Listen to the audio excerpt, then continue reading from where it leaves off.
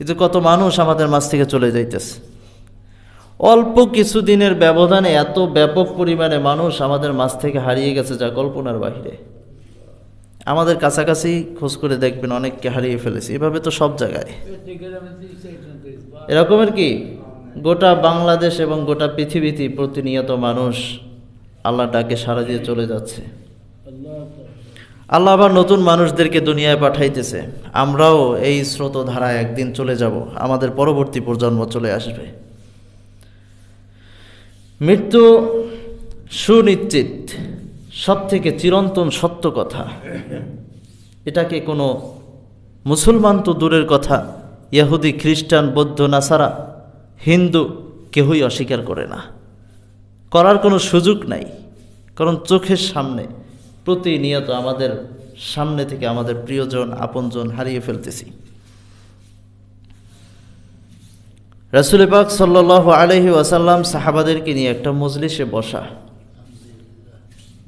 রাসূল পাক সাল্লাল্লাহু আলাইহি ওয়াসাল্লাম তিনি মাথাটা এভাবে নিচু করে আছেন, মাথা তুলতেছেন না। সাহাবায়ে কেরামগণ কানাকানি করতেছে, রাসূল মাথা নিচু করে আছে, উপরে কেন তুলতেছে না।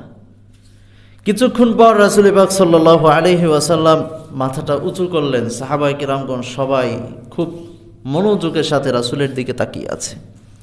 হঠাৎ রাসূল পাক সাল্লাল্লাহু আলাইহি ওয়াসাল্লাম এইভাবে ইশারা করলেন, কবরের দিকে ইশারা করে বলতেছে, ও সাহাবীরা, তোমরা কবরের আযাব থেকে, মৃত্যুর যন্ত্রণা থেকে আল্লাহর কাছে বেশি বেশি পানাহ চাও, কবরের আযাব থেকে আল্লাহর কাছে বেশি বেশি মাপ চাও।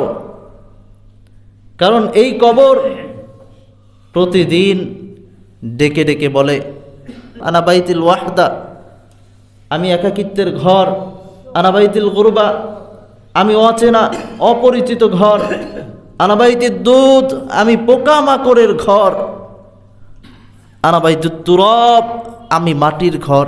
অতএব আমার কাছে আসার আগে তোমরা চিন্তা ভাবনা করে আসি। এজন্য রাসূল পাক সাল্লাল্লাহু আলাইহি ওয়াসাল্লাম সাহাবাদেরকে লক্ষ্য করে বললেন, ও সাহাবীরা, ও সাহাবাদের দল, শুনো শুনো, তোমরা এই কবরের আযাব থেকে আল্লাহর কাছে প্রতিনিয়ত পানাহ চাও। যখন কোনো মুমিন বান্দার মৃত্যু ঘনিয়ে আসবে, মানুষের মৃত্যু অনেক সময় ঘনাইয়া আসলে, খুব কাছাকাছি আসলে আমরা বুঝতে পারি, অর্থাৎ মানুষটা মুমূর্ষ অবস্থায় থাকে।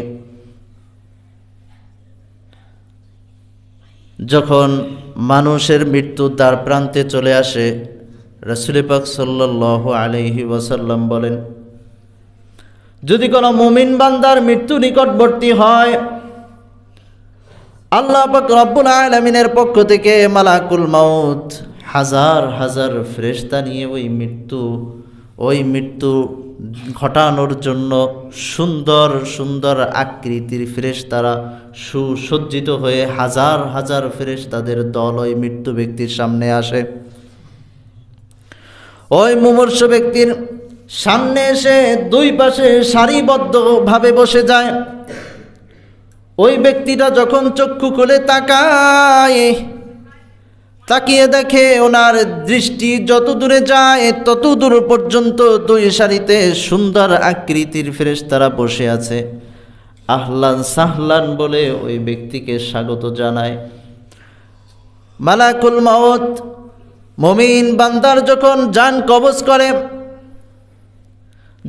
কবজ করে হাতের ভিতরে যখন আনে, হাতের ভিতরে বেশিক্ষণ সময় রাখতে পারে না।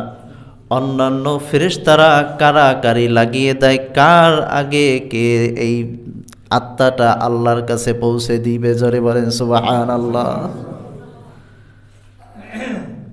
মুমিন বান্দার আত্মা নিয়ে কারাকারি লেগে যায়, মালাকুল মাউত জান কবজ করে। এবার একটা বিষয়, মালাকুল মাউত জান কবজ করে, একই সময় বাংলাদেশের 10 জনের জান কবজ করে, ইরাকের 10 জনের জান কবজ করবে, পাকিস্তানি 10 জনের, ইন্দোনেশিয়া 10 জনের জান কবজ করবে। আল্লাহ বলছে মালাকুল মাউত স্বয়ং নিজে জান কবজ করে। মালাকুল মাউত মৃত্যু ব্যক্তির কাছে আসে, তাহলে একই সময় যদি বিভিন্ন রাষ্ট্রে যান কবজ করে, তারে মালাকুল মউত কোথায় আছে? মালাকুল মউত কোথায়? কিভাবে একসাথে বিভিন্ন জায়গায় যান কবজ করে? এই প্রশ্নের উত্তর আপনাদের জানা আছে? বলেন তো দেখি। একই সময় কিভাবে 10 জায়গা যান কবজ করতে হবে, বা 10টা রাষ্ট্রে একই সময় 100 মানুষের যান কবজ করতে হবে, একজন মানুষ কিভাবে করবে? এর জবাব হলো, মালাকুল মউত তিনি একজন লিডার, তার অধীনস্থ অনেক হাজার হাজার লক্ষ লক্ষ কোটি কোটি ফেরেশতারা আছে। মালাকুল মউত একজন, তিনি লিডার, কিন্তু তার এই মৃত্যু ঘটানোর ফেরেশতা লক্ষ লক্ষ কোটি কোটি ফেরেশতা তার অধীনে কাজ করে। মুমিন বান্দার যখন জান কবজ করা হয়, এই মুমিন বান্দার জান কবজ করার পরে জান্নাত থেকে সুঘ্রাণ, সুন্দর একটা কাফনের কাপড়, সুন্দর একটা রুমাল আকৃতির কাপড় নিয়ে আসে। অন্যান্য ফেরেশতারা এই কাপড়টা বিছিয়ে দেয়, মালাকুল মউত রুহুটাকে ওই কাপড়ের ভিতরে দিয়ে দেয়, সুন্দরভাবে মুড়িয়ে এরপরে ঊর্ধ্বগমন করে আসমানের দিকে যেতে থাকে, আহলান সাহলান মারহাবা বলে বলে। যখন প্রথম আসমানে পৌঁছায়, প্রথম আসমানের ফেরেশতারা জিজ্ঞাসা করে, এত সুন্দর সুঘ্রাণ কার আত্মা তোমরা নিয়ে এসেছো, কার রুহু তোমরা নিয়ে এসেছো? বলবে, অমুকের পুত্র অমুকের রুহু আমরা নিয়ে এসেছি আল্লাহর দরবারে পৌঁছে দিতে। এভাবে করতে করতে প্রথম আসমান, দ্বিতীয় আসমান, তৃতীয় আসমান, সপ্তম আসমান পর্যন্ত যখন পৌঁছাবে, আল্লাহ বলবে, ও ফেরেশতারা থামো থামো, আর উপরে ওঠা লাগবে না। আমার বান্দার আমল নামা সহ তার রুহুটাকে ইল্লিয়ুন জায়গা নামক স্থানে তোমরা তালিকাভুক্ত করে দাও। সুবহানাল্লাহ। এদিকে আমরা ডেড বডি, মানুষের দেহটাকে আমরা বাঁশবাগানে, কলাবাগানে, বিভিন্ন জায়গায় দাফন করে রেখে আসি, কিন্তু মুমিন বান্দার রুহুটা সাথে সাথে আল্লাহর দরবারে পৌঁছে যায়। বলেন সুবহানাল্লাহ। আমরা তো শুধু দেহটাকে রেখে আসি। এরপরে যখন মানুষ দাফন কাফন সেরে ফেলে, আল্লাহ পাক রব্বুল আলামিন এই মুমিন বান্দার রুহুটাকে আবার কবরে পাঠিয়ে দেয়। কবরে পাঠানোর পরে মালাইকা, 2 জন মুনকার নাকির ফেরেশতা এসে হাজির হয়ে যায়। সুন্দর আকৃতির 2 জন ফেরেশতা হাজির হয়ে ওই মুমিন বান্দাকে জাগ্রত করে। তাকে প্রশ্ন করা হয়, মান রব্বুকা ওয়া মান দীনুকা ওয়া মান নাবিয়ুক, তোমার রবকে, তোমার দিন কি, তোমার নবীকে। সামনে ছবি ধরে, ওমান হাজার রজুল, এই ব্যক্তিকে চেনো নাকি?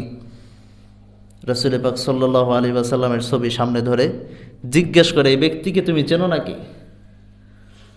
যখন একে প্রশ্ন করা হয়, মান রব্বুকা, তিনি বলে, রব্বি আল্লাহ। আমরা তো সবাই রুহুর জগতে। আল্লাহ পাক রব্বুল আলামিন যখন প্রশ্ন করেছিল আলমে আরওয়াহে, রুহুর জগতে, হালাস্তু বিরব্বিকুম, আমি কি তোমাদের রব নই? তখন মুসলমান, কাফের, মুশরিক, বেঈমান, বেদুইন সবাই বলেছিল, নাম, হ্যাঁ, আপনি আমাদের রব। সবাই স্বীকার করেছিল। তখন কেউ বাদ ছিল না।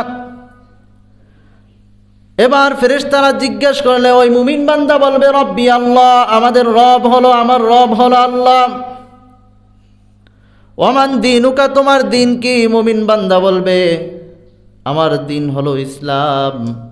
ওমান নাবিয়ুকা, তোমার নবীকে। ওমান হাজার রজুল, এই ব্যক্তিকে তুমি চেনো নাকি? বলবে, হ্যাঁ, এই ব্যক্তিকে তো আমি চিনি, দুনিয়ায় বসে গিয়ে অনুসরণ করেছি। নবিয়ুনা মুহাম্মাদুর রাসূলুল্লাহ সাল্লাল্লাহু আলাইহি ওয়াসাল্লাম। তো রূহুর জগতে আমরা যে স্বীকৃতি দিয়েছি, নাম, আপনি আমাদের রব, রব্বি আল্লাহ, এই স্বীকৃতিটা আমরা 6 ধরনের 6টা জীবন নিয়ে আমরা দিয়েছি। কিতাবের ভিতরে এসেছে, আমরা প্রথমে বলেছি আপনি আমাদের রব। প্রথমত ব্যক্তি জীবনে আপনি আমাদের রব। কোন জীবনে? ব্যক্তি জীবনে আপনি আমাদের রব। দুনিয়ায় বসে আমি যদি নামাজ আদায় করি, আল্লাহর বিধানগুলো মেনে চলি, তাহলে আমি আমার ব্যক্তি জীবনে আল্লাহকে রব বলে মেনে নিলাম। আর আমি শুধু ব্যক্তি জীবনে ওখানে বলে আসলাম আপনি আমাদের রব, কিন্তু ব্যক্তি জীবনে আমি নামাজ রোজা আদায় করলাম না, আল্লাহর বিধান মোতাবেক আমাদের জীবনটাকে পরিচালনা করলাম না, এর মানে আমার ব্যক্তি জীবনে আল্লাহকে রব বলে মানলাম না। 2 নম্বরে, পারিবারিক জীবনে তোমার রব আল্লাহ। পরিবারে যদি স্ত্রী স্বজন বেপর্দায় চলে, সন্তান আদি যদি বেলাইনে চলে যায়, নামাজ রোজা না করাইতে পারি, নিজের গাফেলতির জন্য যদি স্ত্রী বেপর্দায় থাকে, নিজে চেষ্টা করেছে তারপরেও বেপর্দায় থাকে, এর হিসাব আল্লাহ চাইলে কি দিতে পারবে? আল্লাহ আমি চেষ্টা করছি, কিন্তু আপনার গাফেলতির কারণে যদি আপনার স্ত্রী সন্তান বেপর্দায় চলে যায়, বেনামাজি হয়ে যায়, বেহায়াপনায় চলে যায়, এর মানে আপনি পারিবারিক জীবনে আল্লাহকে রব বলে স্বীকার করলেন না। সামাজিক জীবনে আল্লাহ, যদি আপনি সামাজিক জীবনে আল্লাহর দ্বীন সালাত কায়েম না করেন, আমরু বিল মারুফ নাহি আনিল মুনকার, সৎ কাজের আদেশ এবং অসৎ কাজের নিষেধ, এই বিধানগুলো যদি আপনি পালন না করেন, এর মানে আপনি সামাজিক জীবনে আল্লাহকে রব বলে স্বীকার করে নিলেন না। এরপরে থাকলো অর্থনৈতিক জীবনে আল্লাহ। 4 নাম্বার, অর্থনৈতিক জীবনে আল্লাহ। অর্থনৈতিক জীবনে যদি আমার সুদ খেতে হয়, অর্থনৈতিক জীবনে যদি আমার ঘুষ থাকে, অর্থনৈতিক জীবনে যদি আমার টাকা অর্থ সম্পদে যদি ভেজাল থাকে, এর মানে বোঝা যায় আমি অর্থনৈতিক জীবনে আল্লাহকে আমি রব বলে স্বীকার করলাম না। 5 নম্বরে, রাজনৈতিক জীবনে আল্লাহ। রাজনৈতিক জীবনে আমরা যদি আল্লাহকে আল্লাহ বলে স্বীকার না করতে পারি, রাজনৈতিক জীবনটাকে আমরা যদি আমাদের ভোগের জায়গা বানিয়ে ফেলি, আল্লাহর কাছে যে একদিন জবাব দিতে হবে। আমি আমার ক্ষমতার যদি অপব্যবহার করি, আমি যদি জুলুম নির্যাতন নিপীড়ন দিয়ে মাজলুমদের উপরে অত্যাচার চালাই, এর মানে আমি আমার রাষ্ট্রীয় জীবনে আমি আল্লাহকে আল্লাহ বলে মানতে পারলাম না। 6 নম্বরে, আন্তর্জাতিক জীবনে আল্লাহ। আন্তর্জাতিক জীবনে যদি ইসলামের কোনো অবমাননা করা হয়, যদি রাসূলের কোনো অপমানজনক কোনো কটু বাক্য বলা হয়, তখন প্রত্যেকটা মুসলমানের উপরে প্রতিবাদ জানানো ফরজে আইন হয়ে যায়। আমরা বাংলার মুসলমান যদি এমন শুনি ইসলামের বিরুদ্ধে কেউ কথা বলে, আমার রাসূলের বিরুদ্ধে কেউ কথা বলে, আমরা যার যার জায়গা থেকে প্রতিবাদ জানাতে রাজি আছি কিনা? আছি তো সবাই। এর মানে 6টা জীবনে আল্লাহকে আল্লাহ বলে আমরা স্বীকার করে নিলাম। এরপরে যখন মুমিন বান্দা 3টা প্রশ্নের জবাব দেওয়ার পরে ফেরেশতারা বলবে, ও মুমিন বান্দা, তুমি এই 3টা প্রশ্নের উত্তর কেমনে জানলা, কেমনে উত্তর দিতে পারলা?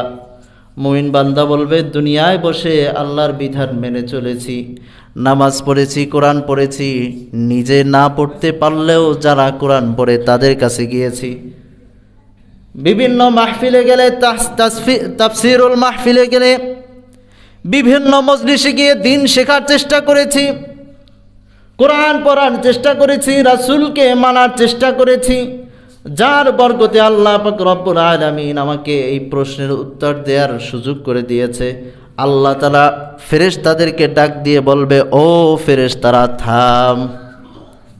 আমার বান্দা উত্তর দিছে, আমি আমার বান্দাকে সত্যায়ন করে দিলাম, তাকে আর তোরা ডিস্টার্ব করিস না, আমি আমার বান্দাকে সত্যায়ন করে দিলাম। আল্লাহ যদি কাউকে সত্যায়ন করে দেয়, এর উপরে আর কোনো লকব থাকতে পারে না। আল্লাহ বলবে, আমি আমার বান্দাকে সত্যায়ন করে দিলাম। আমরা দুনিয়ায় বসে প্রত্যেকটা পিতামাতা, প্রত্যেকটা মা বাবা সন্তানকে ভালো রাখতে চায়, চায় কি চায় না? কোনো বাপ মা চায় সন্তান শীতে কষ্ট পাক। বাবা মা সর্বোচ্চ চেষ্টা করে সন্তানকে ভালো রাখার। কিন্তু এই বাবা মা যখন দুনিয়া ছেড়ে চলে যায়, তখন আমরা কি করি? মাত্র পাতলা 3টা কাপড়ে মুড়িয়ে সেই ঠান্ডা মাটির নিচে ফেলে রেখে আসি। কি করি? আমি আপনি যদি আজকে মারা যাই, আমাকেও এলাকাবাসী একইভাবে 3টা পাতলা কাপড়ে মুড়িয়ে ওই ঠান্ডা মাটিতেই আমাকে ফেলে রেখে আসবে। এটাই চিরন্তন সত্য কথা, এটা মানতেই হবে। আজকে মারা গেলে কালকের ভিতর আমার অবস্থান ওই কবর, এটাই চিরন্তন সত্য কথা। আল্লাহ ফেরেশতাদেরকে ডাক দিয়া বলবে, ও ফেরেশতারা, আমার বান্দাকে দুনিয়ার মানুষেরা পাতলা 3টা কাপড়ে মুড়িয়ে এই ঠান্ডা মাটির ভিতরে রেখে গিয়েছে। ও ফেরেশতারা, আলবিসু মিনাল জান্নাহ, জান্নাতের পোশাক আনো, জান্নাতের পোশাক তাকে পরিয়ে দাও। সুবহানাল্লাহ। আফশিরুহু মিনাল জান্নাহ, জান্নাতের বিছানা তার কবরে বিছিয়ে দাও। জান্নাত থেকে কবর পর্যন্ত রাস্তা তৈরি করে দাও। বান্দা কবর থেকে তাকিয়ে দেখবে জান্নাতের ভিতরে বিভিন্ন নাজ নেয়ামত তার জন্য অপেক্ষা করতেছে, হুর গেলমানেরা অপেক্ষা করতেছে। বান্দা ধরার জন্য, জান্নাতে যাওয়ার জন্য চেষ্টা করবে। আল্লাহ বলবে, বান্দা থামো, একটু অপেক্ষা করো, জান্নাতে যাওয়ার সময় এখনো হয় নাই। আল্লাহ বলবে, বান্দা অপেক্ষা করো। বাসর রাতে যেমন নশা শান্তিতে ঘুমিয়ে যায়, তুমিও তেমন ঘুমিয়ে যাও। হাসরের ময়দানে তোমাকে জান্নাতে নেয়ার জন্য আমি আল্লাহ তোমাকে ঘুম থেকে জাগ্রত করব। সুবহানাল্লাহ। এমন হবে মুমিন ব্যক্তির মৃত্যু, এত সুন্দর মৃত্যু হবে, যাদেরকে জান্নাতি পোশাক পরিধান করানো হবে, যাদের কবরে জান্নাতের বিছানা বিছিয়ে দেয়া হবে। আমরা জানি না এমন সুন্দর পোশাক আমাদের নসিবে আছে নাকি। একটু বালিশের সাথে মাথাটা লাগাই চিন্তা করেন, এমন পোশাক পাওয়ার উপযুক্ত আমরা হতে পারছি নাকি? আল্লাহর পক্ষ থেকে নাজাত প্রাপ্ত বান্দা আমরা হতে পারছি নাকি? অপরদিকে হাদিস কিন্তু শেষ হয় নাই, একটা হাদিসই চলতেছে। রাসূল পাক সাল্লাল্লাহু আলাইহি ওয়াসাল্লাম এই কবরকে ইশারা করে সাহাবাদেরকে এই নসিহাগুলো করতেছে। এরপরে হাদিস শরীফের ভিতরে রাসূল পাক সাল্লাল্লাহু আলাইহি ওয়াসাল্লাম বলেন, ও সাহাবীরা শোনো শোনো, যখন কোন নাফরমান, আল্লাহর দুশমন, এরা যখন মারা যাবে, এদের মৃত্যু যখন নিকটবর্তী হবে, তখন কঠিন আকৃতির চেহারার ফেরেশতারা, হাজার হাজার ফেরেশতারা উপর থেকে, আসমান থেকে ওই ব্যক্তির কাছে নেমে আসবে। একইভাবে মুমিন ব্যক্তির যেমন সারিবদ্ধভাবে বসে গিয়েছিল, যত দূর পর্যন্ত তার দৃষ্টি যায় তত দূর পর্যন্ত, ঠিক একইভাবে নাফরমানের জান কবজ করার জন্য ফেরেশতারা এভাবে বসে যাবে। কঠিন আকৃতি, বিকর্ষ, এমন বিভৎস আকৃতির ফেরেশতারা আসবে যাদেরকে দেখলে চোখ উল্টে যায়। এরপরে মালাকুল মউত খারাপ একটা রূপ ধারণ করে মাথার কাছে এসে এবারে বলবে, ইয়া আইয়াতুহান নাফসুল খাবিসা, হে পাপিষ্ঠ আত্মা বের হয়ে আসো। মুমিন ব্যক্তির সময় বলবে, ইয়া আইয়াতুহান নাফসুল হামিদা, হে পবিত্র আত্মা, হে প্রশংসনীয় আত্মা বের হয়ে আসো। ইয়া আইয়াতুহান নাফসুল মুতমাইন্নাহ, হে আল্লাহর পছন্দনীয় আত্মা বের হয়ে আসো। আর পাপিষ্ঠ বান্দার ক্ষেত্রে বলবে, ইয়া আইয়াতুহান নাফসুল খাবিসা, হে খবিস, হে দুশমন, হে পাপিষ্ঠ আত্মা বের হয়ে আসো। এরপরে তারা ছালার চটের ন্যায় খসখসে দুর্গন্ধযুক্ত রুমাল, জাহান্নামের কাফনের কাপড় নিয়ে আসবে। ওই কাপড়ের ভিতরে মালাকুল মাউত যখন ওই পাপিষ্ঠ আত্মার রুহুটা নিবে, রুহুটা নিয়ে সে আর রাখতে চাবে না, দ্রুত ওই সালার চটের ভিতর দিয়ে দিবে। এমন দুর্গন্ধ, এমন বিভৎস দুর্গন্ধ আসবে, কোনো ফেরেশতা নিতে চায় না। সবাই বলে কার আত্মা, দ্রুত সরাও, দুর্গন্ধ সহ্য করা যায় না। এরা এই আত্মাটা নিয়ে উপরের দিকে রওনা দিবে। প্রথম আসমানে যাওয়ার পরে আল্লাহ ডাক দিয়া বলবে, ও ফেরেশতারা, এই পাপিষ্ঠ আমার দুশমনের আত্মা আর উপরে আনতে হবে না। এই পাপিষ্ঠ এত দুর্গন্ধ, এই আত্মা উপরে তোমরা আনবা না। প্রথম আসমানের ফেরেশতারাও দুর্গন্ধে বলবে, এটা কার আত্মা, কোন পাপিষ্ঠর আত্মা, দুর্গন্ধ সওয়া যায় না, দ্রুত সরিয়ে ফেলো। তখন আল্লাহ বলবে, যাও এই বান্দার আত্মাটাকে সপ্ত জমিনের নিচে সিজ্জিন নামক জায়গায় পৌঁছে দাও। সিজ্জিন হলো জাহান্নাম, জাহান্নামের স্তরে তোমরা পৌঁছে দাও।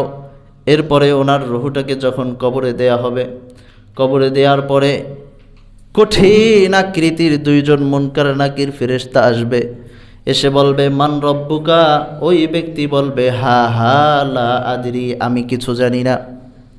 ওমান দীনুকা, ব্যক্তি বলবে, হা হা লা আদরি, আমি কিছু জানি না। হা হা মানে হায় হায়, আফসুস করবে, আরবিতে হা হা। বলবে, ওমান নাবিয়ুক ওমান হাযার রাজুল, এই ব্যক্তিকে তুমি চেনো নাকি? বলবে, হা হা লা আদরি, আমি জানি না। অমনি আল্লাহ পাক রব্বুল আলামিন বলে দিবে, আলবিসুহু ফিন্নার, আলবিসুহু মিনান্নার, আফরুশুহু মিনান্নার। তাকে জাহান্নামের বিছানা কবরে বিছিয়ে দাও, জাহান্নামের আগুনের পোশাক পরিধান করিয়ে দাও। এই ব্যক্তিটা নিচের দিকে তাকাবে, দেখবে আগুন। উপরের দিকে তাকাবে, দেখবে ফেরেশতারা আগুনের ডান্ডা নিয়ে দাঁড়িয়ে আছে। আল্লাহ বলবে, জাহান্নাম থেকে কবর পর্যন্ত রাস্তা তৈরি করে দাও। জাহান্নামের দরজা খুলে দেওয়া হবে, জাহান্নামের তাপগুলো ওই কবরের ভিতরে আসতে থাকবে।